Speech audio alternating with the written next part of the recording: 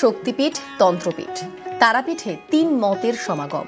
রীতি মেনে তারাময়ীর আরাধনা। প্রতিমাকে স্নান করিয়ে রাজবেশে মঙ্গলারতি। ছোলা, মুরগি, ফল, শরবতের শীতল ভোগ। দুপুরে শোল মাছ, মাংসে অন্নভোগ। সন্ধে ধূপ, ধুনো, বৈদিক মন্ত্রে পুজো পাঠ, ভোগ নিবেদন। পুণ্যতিথিতে সরগরম পুণ্যভূম।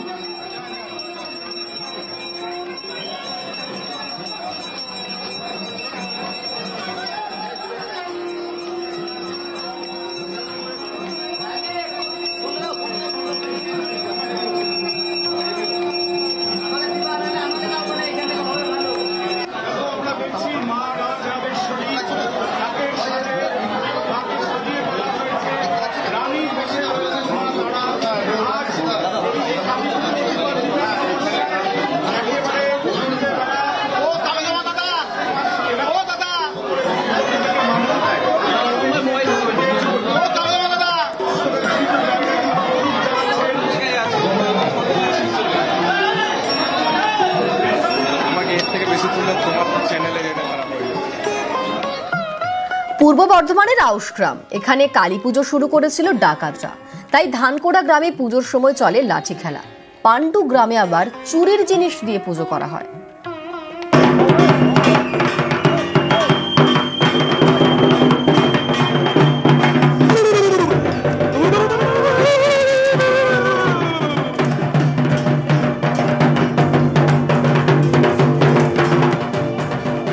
একটা সময় লাঠি খেলতো ডাকাতরা।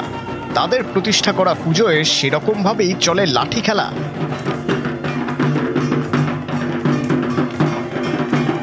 পূর্ব বর্ধমানের আউশগ্রামের ধনকোড়া এলাকা একসময় ছিল ঘন জঙ্গলে ঘেরা। গা ঘেঁষে বয়ে গিয়েছে কুনুর নদী। এই নদীর পাশেই শ্মশান। আগে এই শ্মশানে কালী পুজো করতো ডাকাতরা। তারপর ডাকাতি করতে যেত। সময় গড়িয়েছে, জঙ্গল কেটে বসতি হয়েছে। এখন পুজো করে ভট্টাচার্য পরিবার। প্রায় 350 বছরের কালী পুজোয় রয়েছে ডাকাত দলের গল্প। অনেক বছর ধরে চলছে। এখন এটা একটা আনন্দের বিষয় হয়ে দাঁড়িয়েছে, কিন্তু একটা ঐতিহ্যকে যে ধরে রাখার বিষয় সেটাও আছে। তো দুটো একসাথে মেলবন্ধন একটা বলতে পারেন। খেলাটা, সবাই একসাথে মিলে এনজয় করাটা। আমরা ছোট থেকে, জন্মের পর থেকে গ্রামের বাড়িতে এসে প্রত্যেক বছর পুজো এনজয় করে থাকি। প্রত্যেক বছর দীপান্বিতা অমাবস্যা আমাদের পুজো পালন করা হয়। মা কালী আছে জাগ্রত, তার নিচে বলা হয় নাকি পঞ্চমুণ্ডির আসন আছে। আমরা ছোট থেকে এনজয় করে থাকি।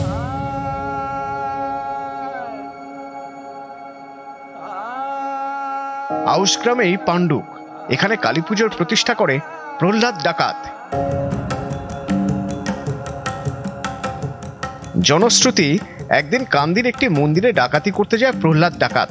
যাওয়ার সময় নাকি কালী তাকে কিশোরী রূপে দেখা দেন। ডাকাতি করে ফেরার পথে পাথরের কালী মূর্তি দেখতে পায় প্রহ্লাদ। সেই মূর্তি প্রতিষ্ঠা করে মেটে পাড়ায়। তারপর থেকে চলে আসছে পুজো। এখন ডাকাতির বদলে চুরির জিনিস দিয়ে পুজো করা হয়। বাপ দাদারা, ঠাকুর দাদারা তারা করে এসছে, তারা বড় বড় চুরি করতো আগে। এখন একটা যে কোনো একটা জিনিস চুরি করে নিয়ে মায়ের কাছে আনতে হয়, সেই ইয়েতেই পুজোটা হয়। বা পাটা সবসময় আগে আছে, তার জন্য বামাকালী নামে প্রচলিত। 300 বছর ধরে হয়ে আসছে আমাদের গ্রামে। প্রহ্লাদ মেটে যে ডাকাত ছিল, ডাকাত দল, সেই প্রহ্লাদ মেটেদের বংশধর এখন পুজোটা চালিয়ে যাচ্ছে, কিন্তু পুজোটা এখন সার্বজনীন হয়ে গেছে। পূর্ব বর্ধমান থেকে ক্যামেরায় দীপঙ্কর মল্লিকের সঙ্গে শরদিন্দু ঘোষ, নিউজ 18 বাংলা।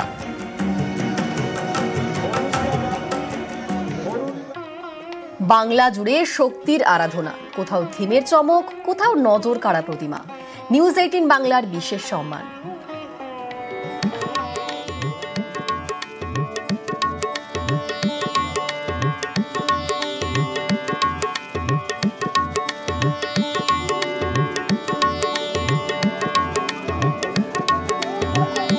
গড়িয়া আদি মহাশ্মশান কালী পুজো কমিটির এবারের বিষয় ভাবনা কামাখ্যা মন্দির, আর তাই এবার তাদের ঝুলিতে নিউজ 18 বাংলা কালী পুজোর বিশেষ সম্মান। গড়িয়া আদি মহাশ্মশান দ্বিতীয়ার গড়িয়া আদি মহাশ্মশান তৃতীয়ার গড়িয়া আদি মহাশ্মশান। যে এত সুন্দর কামাখ্যা মন্দির, কালীঘাট থেকে কামরূপ, কামরূপ থেকে আবার গড়িয়া। আপনারা গড়িয়াতে এসে উপভোগ করুন কামরূপ মন্দিরের সেই সুন্দর দৃশ্য, সুন্দর কামাখ্যা মন্দিরের মায়ের দর্শন।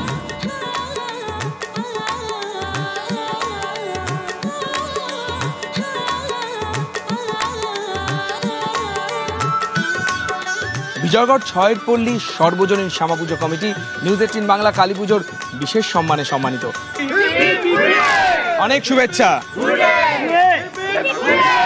আমরা সর্বপ্রথম নিউজ 18 বাংলাকে অভিনন্দন জানাচ্ছি, আর এই প্রাইজ পেয়ে 6 নম্বর ওয়ার্ডের অধিবাসীদের পক্ষ থেকে আমরা সবাইকে অভিনন্দন জানাচ্ছি। দীর্ঘ পরিশ্রমের ফল আমরা নিউজ 18 বাংলা আমাদের হাতে তুলে দিলেন।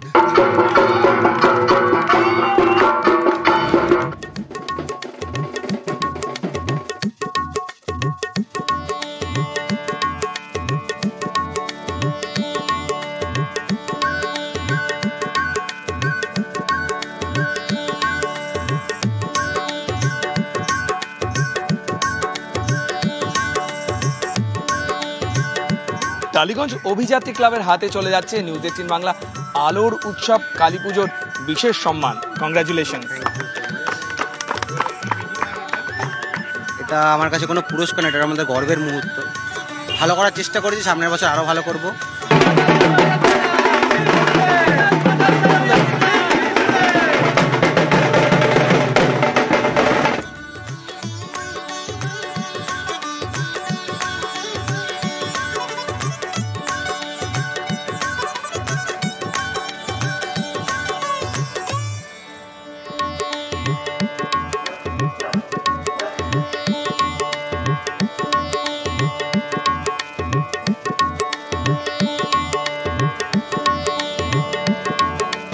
Tollygunge boys sporting club news 18 Bangla আলোর উৎসব কালী পুজোর বিশেষ সম্মানে সম্মানিত, আর এইবার এই পুরস্কার আমি তুলে দেব উদ্যোক্তাদের হাতে।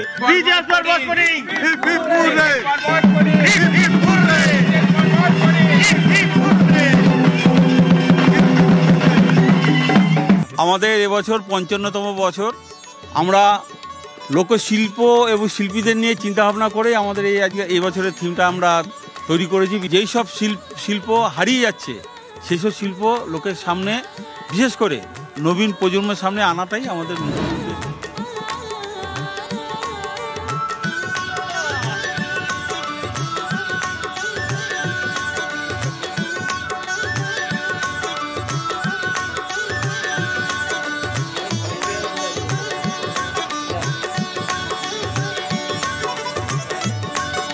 এই মুহূর্তে আমরা চলে এসেছি মধ্যমগ্রামের ইয়াং রিক্রিয়েশন ক্লাবে, আর সেইখানে এই মুহূর্তে মধ্যমগ্রাম চৌমাথার পাশের এই পুজো, তাদের ভাবনা, সেই ভাবনা দিয়েই তারা এবছর জিতে নিয়েছেন নিউজ 18 বাংলা আলোর উৎসবের রাজ্যের সেরা উৎকর্ষের স্বীকৃতির সম্মান।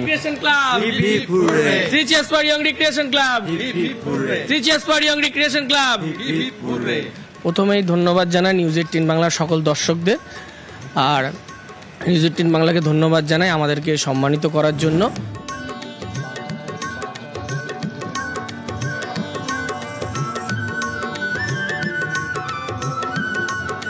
এই মুহূর্তে আমরা চলে এসেছি মধ্যমগ্রামে, আর মধ্যমগ্রামে চণ্ডীগড় ইউনাইটেড অ্যাথলেটিক ক্লাবে এই মুহূর্তে আমি দাঁড়িয়ে রয়েছি। যারা রয়েছেন একটু কথা বলবো। প্রথমেই মোটামুটি কি ভাবনা আপনাদের এবছর রয়েছে, আর এবছর মানুষের সাড়া কতটা পাচ্ছে? আমাদের ভাবনা প্যারিসের অপেরা হাউস, আমাদের এবার 57তম বর্ষ।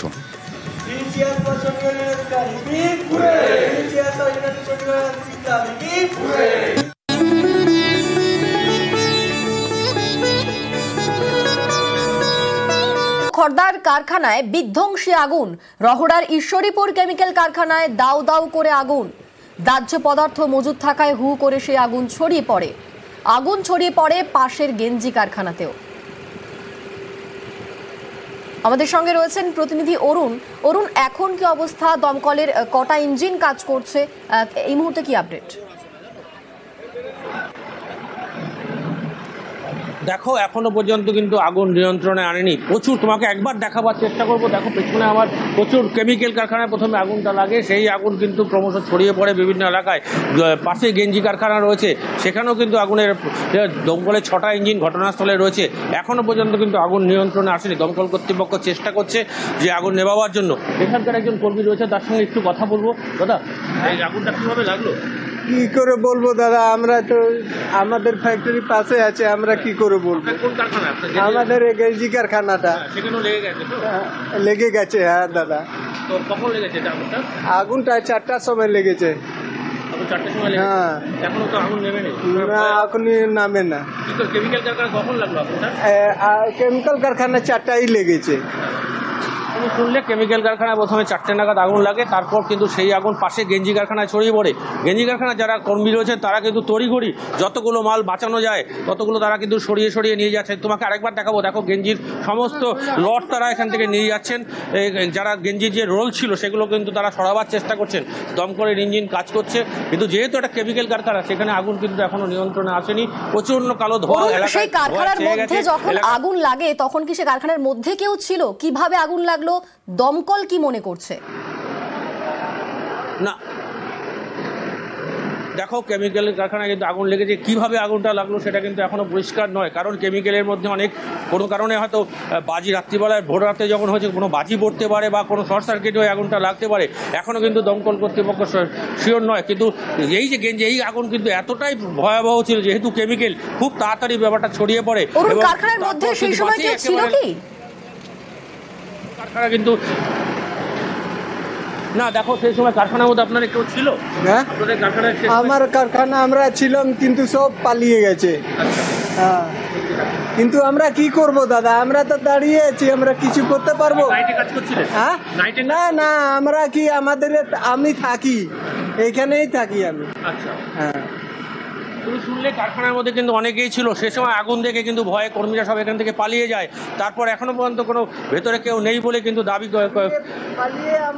তারপর সমস্ত জায়গায় ফোনাফুনি করা হয়, দমকলের ইঞ্জিন এসছে, এখনো আগুন নিয়ন্ত্রণে আসেনি। একেবারে সে আগুন হু করে ছড়িয়ে পড়ে এবং আগুন ছড়িয়ে পড়ে পাশের গেঞ্জি কারখানাতে। আমাদের নজর থাক সেই খবরের দিকে।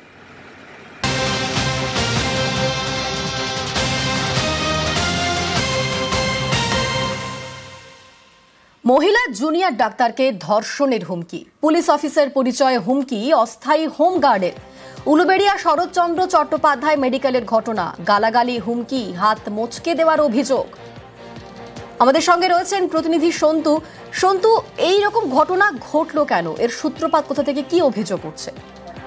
যেটা অভিযোগ উঠছে উলুবেড়িয়া শরৎচন্দ্র মেডিকেল কলেজ, সেই মেডিকেল কলেজে হচ্ছে যে অস্থায়ী ট্রাফিক হোমগার্ড শেখ বাবুলাল, তার আজকে কিন্তু ভর্তি করা হয় গতকাল সন্ধ্যায়।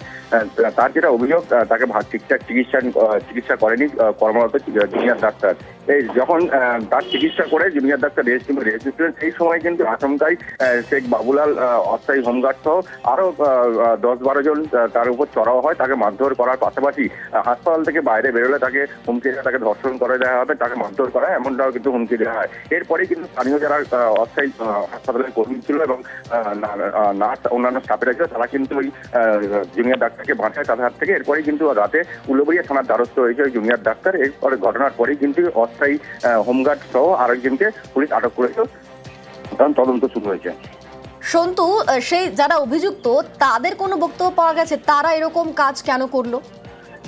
দেখো, যেটা জানা যাচ্ছে যে শেখ বাবুলাল অস্থায়ী যে হোমগার্ড, তার যেটা বক্তব্য ছিল যে তার যে আত্মীয় ভর্তি হয় তার কিন্তু ঠিকঠাক চিকিৎসা করেননি ওই কর্মরত চিকিৎসক। তাকে যখন জানাতে যায় সেই সময় কিন্তু তার সাথে বচসা বাজে। তা যদিও কর্মরত যে জুনিয়র ডাক্তার তিনি জানান যে তিনি চিকিৎসা করার পরেই কিন্তু তিনি রেস্ট রুমে রেস্ট দিচ্ছিলেন এবং তার যেহেতু ডিউটি শেষ হয়ে যাওয়ার পর তার অন্য যে ডাক্তার চার্জে থাকবেন তারই চিকিৎসা করার কথা, এমনটাও জানানোর পরও কিন্তু তাকে মারধর করা হয় বলে তারও কিন্তু অভিযোগ। বেশ, ধন্যবাদ সন্তু। ইতিমধ্যে সেই হোমগার্ড সহ দুজনকে আটক করে জিজ্ঞাসাবাদ করছে পুলিশ। একজন পেশেন্টের আমি এক্সামিনেশন করেছিলাম, সে এক্সামিনেশন করতে দিচ্ছিল না এবং সে আমাকে লাথিও মেরেছিল। পেশেন্টের বাড়ির লোক আমাকে বলে যে আপনাকে মেরেছে, তাতে আপনি মরে তো যাননি, মার খান যাই খান, আপনার দায়িত্ব, এটা আপনার চাকরি। তো আমি তাদেরকে বলি যে অলরেডি 5:30-6টা বাজতে যাচ্ছে, ভিজিটিং আমার 6টায় শেষ হলেই আমার ম্যাডাম এসে উনিকে আবার চেক করবেন। ওনার পাশের আরেকজন বলেন হসপিটাল থেকে বেরোন, আপনি জ্যান্ত কি করে বাড়ি ঢোকেন আমি দেখে নেব। আমার হাত মুছে দিয়েছে। উনি বলছেন যে উনি পুলিশের খুব বড় অফিসার আর পার্টিরও নেতা, একই সময় দুজনই আমার গায়ে হাত তুলেছে, মারধর করেছে।